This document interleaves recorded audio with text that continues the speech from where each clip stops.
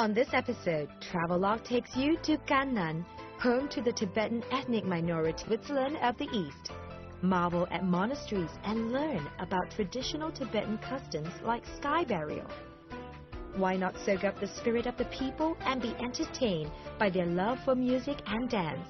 And we'll be exploring an important lake along the path of the yearly pilgrimage for the Tibetan people.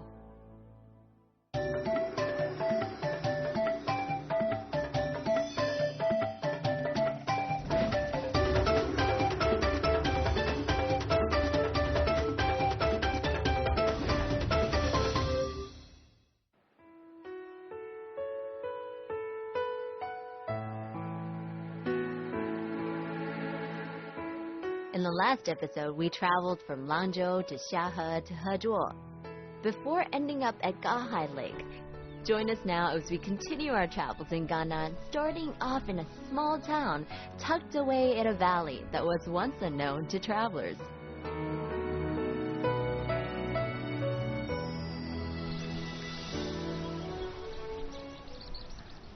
Lammasu is a small town in Gannan, the southern part of the Gansu province. It's home to the Tibetan ethnic minority and known to travelers as the Switzerland of the East. This is where we'll be continuing our adventures of Gannan. Welcome to Travelogue. I'm Michelle Lean.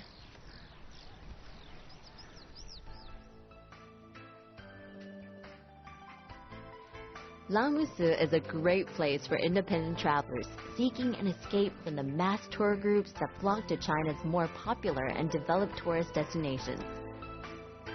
It's largely unknown to most tourists, but it's not really remote enough to be called off the beaten track. Well, not nowadays anyway. Some years ago, this sleepy town, located 3,300 meters above sea level, was discovered by a group of foreign backpackers. They traveled back home with stories of chancing upon the Switzerland of the East, based on the similarities between the red rock cleft they'd found here and a mountain in Switzerland. And that's how the small town of the Han, Hui, and Tibetan ethnic groups became a stop for backpackers traveling within the Sichuan and Gansu regions.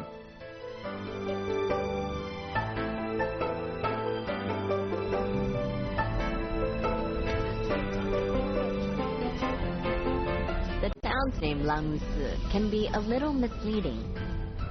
Si is Chinese for temple, so you'd assume that you'd be visiting a Langmu temple. Instead, the town has a mosque and 2 Buddhist monasteries, quite a lot for somewhere so small. In fact, it's so small here that there's only one main street in town, so chances are, if you get lost, it won't take long to find your way back. Surrounding the town, you'll find the vast grassland areas of northwestern Sichuan and southern Gansu. There are 2 major cultural influences here: nomadic life and Tibetan Buddhism.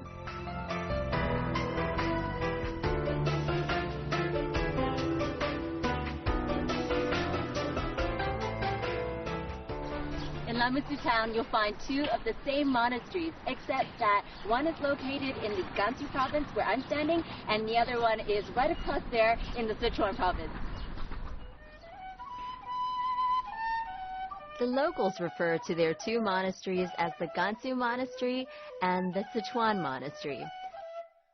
Officially, though, the Sichuan Monastery is called the Gerding Monastery and the Gansu Monastery is the Siji Monastery.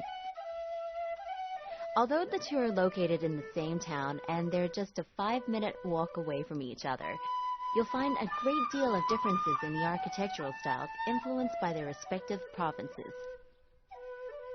Lammasu is, as far as I know, the only place where you can view a traditional Tibetan sky burial freely without an invitation. Though, be warned, this is not something for the faint-hearted. In Tibetan Buddhism, it's believed that when a person dies, their body becomes an empty vessel. In the high altitude and rocky regions of Tibet, their sky burial is a person's last good deed, a gift to nature and a contribution to the cycle of life. The deceased is left untouched for 3 days while monks chant prayers for his or her soul.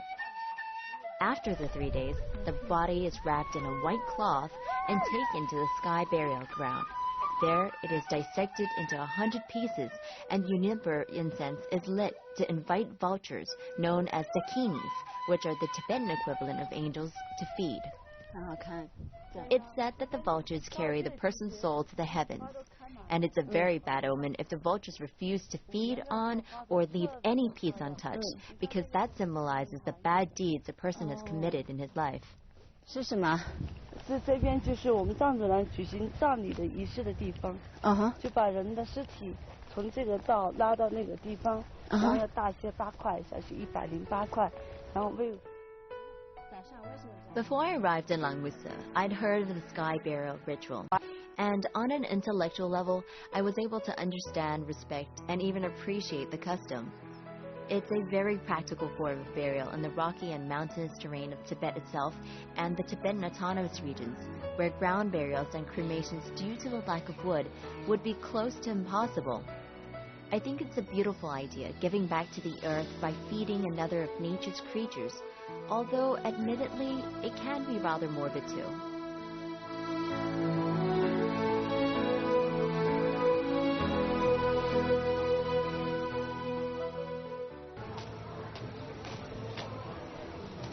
There's a place in town that arranges hiking and horse riding trips. These last from 1 to 5 days, and you'll be given the chance to experience life as a Tibetan nomad. Unfortunately, we didn't have enough time, but I'll be back soon just for this. Yes, like how long does it take and stuff? I have 1 day, 2 days, 3 days, and a special trip for 5 days. Okay, so where are the routes and stuff? Where does it take you? Okay, so on this map, it's only for 1 day. This is the town where we stay, and we're going along the White Dragon River to get the south area. We will have lunch here in local people's tent, the nomad tent. Come back the same way. This is for 1 day. And for 2 days from here, we're going along the White Dragon River, have lunch here, then go ahead to this place where is the summer grassland where the people stay now. So we will stay here with the local family in the nomad people's tent. So for the second morning, first you have time to join the local people's daily work, like milking, making butter, herding, or if you want, you can have a trial by yourself. The guide can help you. Okay. And then milk the yak. Yeah, sure. And the next day, from here, we go the Flower Ocean, then go the upway back to Langmusa. And this is a flat and wide grassland with some streams inside. Right. And in the summertime, all these places is full of the flowers, wild flowers. Okay. Okay, so we give the name to it. Oh, so you call it the Flower Ocean. Yeah. Okay. Okay, this is for 2 days.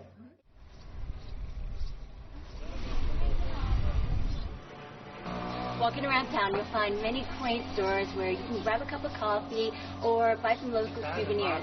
But I was told to check out Ando's Cafe because here you'll be able to see locals making the actual handicrafts.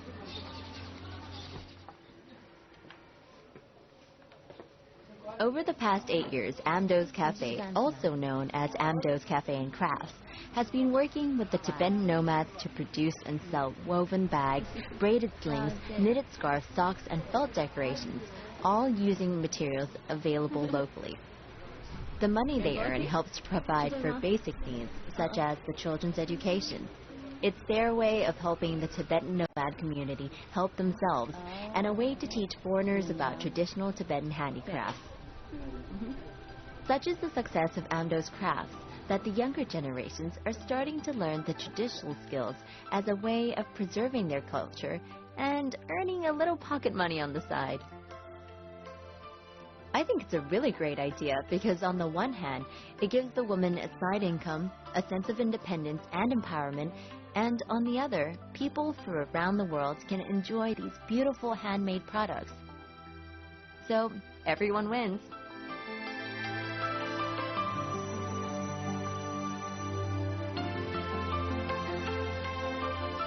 Aside from the local handicrafts, you'll find restaurants in town that serve authentic Tibetan cuisine, none of that watered-down for tourists-only stuff.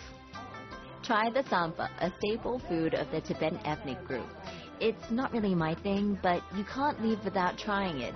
It'd be like visiting Italy and leaving without sampling the pasta. However, if you tire of eating the same type of cuisine all the time, there's a famous restaurant in town that serves Western food with a local twist. I'm from Canada, but I'm living in Shanghai right now. Okay, what do you do in Shanghai? At an international school. How did you hear about Lanmusu? I wanted to go bike trip somewhere in China this summer, right. And I was trying to pick out a place. So this friend of mine recommended Shahe as being a really unusual, one-of-a-kind place to visit. He'd been there 15 years ago. Okay. So I was told that if you come to Lanmusu, there's one restaurant that you have to try, and it's called Lisha's Restaurant. And the owner who started it basically started as a, Chinese restaurant, but he had a lot of foreigners come here. So he was like, okay, well, why don't you come to my home, cook whatever you like. And he ended up learning how to make apple pie, which is what this place is famous for. So when you come here, you definitely have to try the apple pie. But for now, I'm not sharing, so too bad. Very good. Lanmusu is small, but this is very much part of its appeal to independent travelers. There's a real sense of community here, and even if you're here only for a day, you'll meet fellow travelers and locals willing to show you their culture. Usually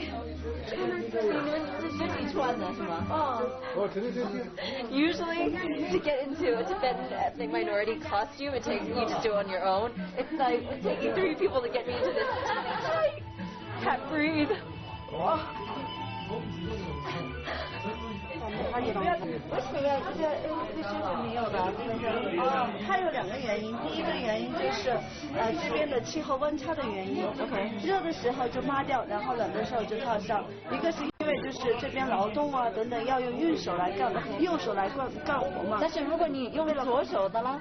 左手一般我们干活呀，都是先用右手呀。吃饭，比如吃饭啊等等的，不方便，因为这袖口太大了，不方便。 So apparently, the reason why you have it off the shoulder is because when it's cold, you can put both sleeves on, and when it's warm, you just take one off. And the other reason is if you go out in the farm and stuff, it's more convenient if you have your sleeve off, so you can, do some manual labor. Well, I don't really need to do any manual labor, but hey, why not? Looks pretty good, huh? Not bad? Good? Good? Good. Fine. 哎，跟你往里能放东西的是吗？哦，什么都可以放。Oh, apparently inside here, right here, you can like stick stuff in. So he's got his hat inside right now. 不要了。不要。It's convenient. 行吧。OK 吗？ OK。像藏族人吗？哎，像。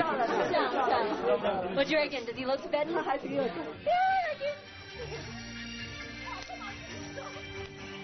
After dinner, Baima, a Tibetan girl I'd met earlier in the day, invited me to a local gathering.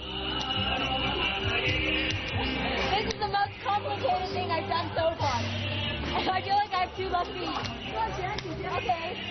So now I go for it. 2, 3, 1, 2, 3. Okay.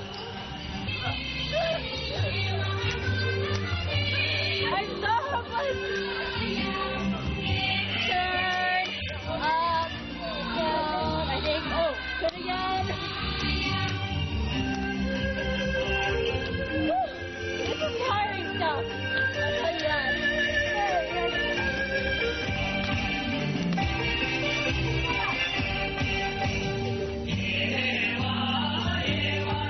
She told me that the Tibetan people love music and dance, and here in Lanmusu, they gather in courtyards almost every night to dance. And to make the experience even more special, she's arranged for a couple of her friends to dress me in a traditional Tibetan costume. Though I'm not sure I'll quite look the part now that I've cut my hair short, because all the women here have such beautiful long hair.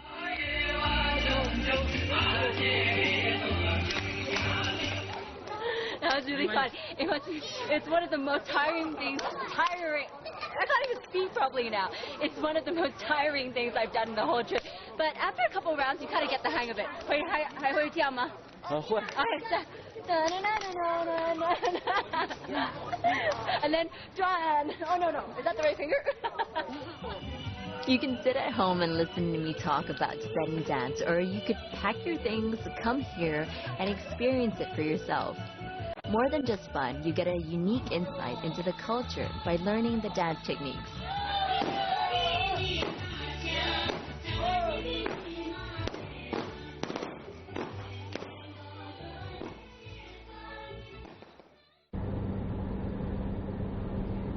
I've had a really good time here, and part of me is begging to stay. But no such luck. Driving away from Langmusu, we pass an area where we can catch a glimpse of the Yellow River. It's 3,902 meters above sea level here, so we're all feeling a little short of breath. Not to mention the fact that it's freezing. The wind is howling and it takes some effort to stand upright. Yes, it's still July, but it sure doesn't feel like it. Up here, we bump into a monk who appears to be burning something. I'm not quite sure what it is, so I figured I'd go and chat to him.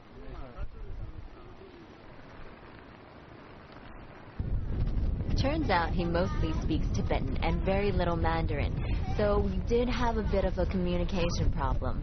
But from what I saw, it seemed as though he was conducting some sort of ritual, which I later found out is called Weisang, and is traditionally performed every time a Tibetan passes through an opening in a mountain.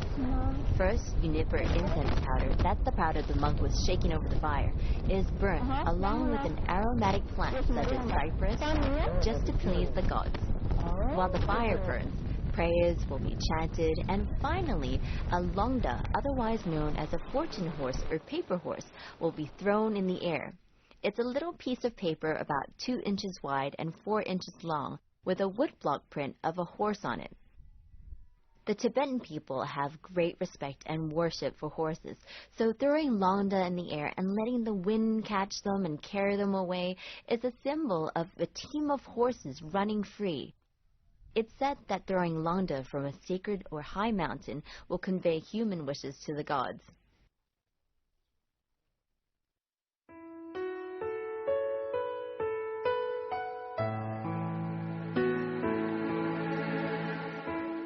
From Machi in the south, we travel up towards GANNANⅡ in the northeast. And on the way, I noticed significant changes in the people's way of life. In the south, there's a heavy reliance on livestock, but driving north, you'll see more farmers.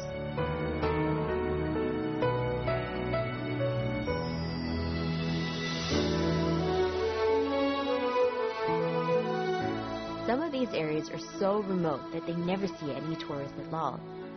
And I think I've been very lucky on this trip because I've bumped into some great people along the way. This group of women tell me that they're heading to the next mountain to collect wood. 你们去哪？回家？家？对？家？I ask if I can follow them, but they tell me that the journey won't be too tough for me. Still, they have promised to show me around the next time I visit. I take a photo so I won't forget their faces. Ladies, I'm holding you to your word. I'll see you soon.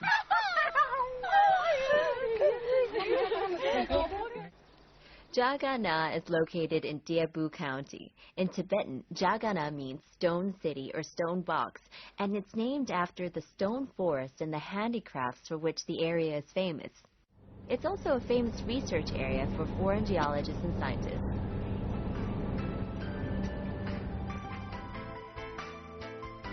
In Gannan, you should expect quite a few hours in the car traveling between destinations, as they're often far apart. And now, while you might be tempted to use the opportunity to take a nap, I suggest you stay awake because it'd be a real pity to miss the amazing scenery along the way.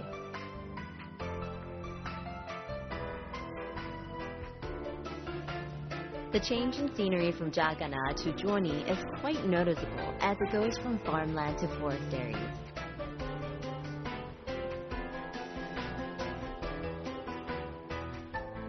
The Daegu National Park is worth a short visit. Many of the areas within the park have yet to be opened up to the public, but you can take an easy walk down the main route. Or if you're feeling a little lazy like I am, you can catch a ride on the shuttle buggies. The elevation above sea level varies between 2,500 and 4,920 meters here. And the locals tell me that in early September, you'll be able to experience all 4 seasons. It'll be snowing in the higher regions and warm in the lower area of the national park. Even if you're not much of a hiker, you can still come here and enjoy this really easy walk around the park. It's beautiful. I'll tell you this, The scenery is absolutely amazing. Every once in a while, you deserve an escape to nature. But the mountains here are more than just scenic. Zhuoni is number 3 on the list of places famous for producing the inkstones that are used in Chinese calligraphy, after the Duangxi Mountains in Guangdong and the Shi County in Anhui. The stones here are known as taoyuan. Beautiful and smooth, they come from the mountains in the surrounding areas. Invented by the Chinese over 1,200 years ago, inkstones are highly prized and have great cultural significance in China. In the past, scholars would transport their ink in solid forms, and when they wanted to use it, they'd grind it in water on an ink slab to the correct consistency. 师傅，为什么陶砚在中国怎么出名的？以这个石料好，色彩也好。最重要就是说这个石头发磨快。 磨起来快，石头也是，比较珍贵。是不是颜色不一样？颜色也不一样，颜色不要用不一样的颜色，来做不一样的花。但是每一块是谁设计的？就是自己有自己的设计方法，自己有不同的设计出来就是不同的作品。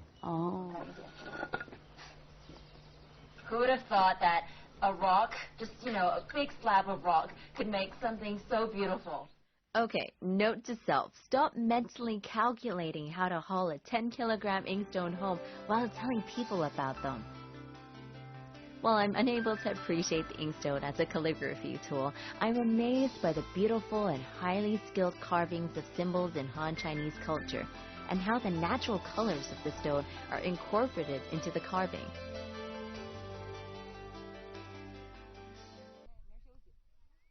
We leave Zhuoni and head to Yeliguan, our last stop in Gannan. And I realize that on this journey, we've been very lucky to have met some really interesting fellow travelers. This group here have come all the way from Guangdong to enjoy the scenery and their little shared quirk, singing in places with beautiful scenery. They've been joined by other travelers, and it's fascinating watching these groups of strangers share the experience of being in Gannan together. I don't know any of the songs, but I'm happy to sit here and just listen to them.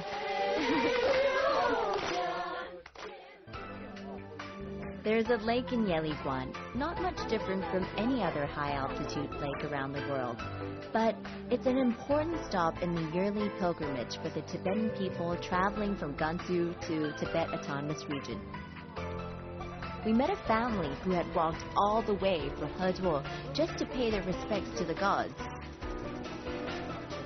They tell me that they've come here to throw taobao, brightly wrapped packages of rice, barley, and other offerings into the water as a way of honoring the water gods and earning some good luck.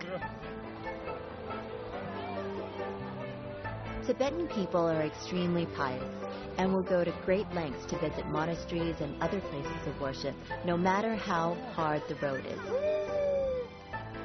I truly admire their devotion and their dedication in happily performing their many rituals. The love that they have for their religion is a pure and untainted belief, far removed from the materialism and excesses of the modern world. I can't help but feel a little guilty for the life I lead in the city. But I'm told that a pure heart and good karma can be enough. That's certainly reassuring.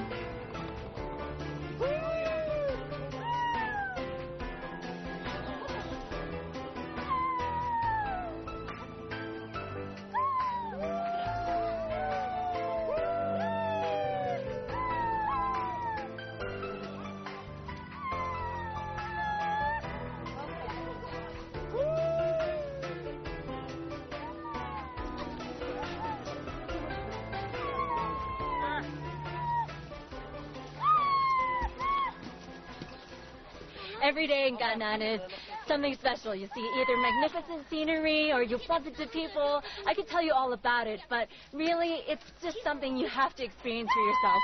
Thanks for watching Travelogue. I'm Michelle Lane.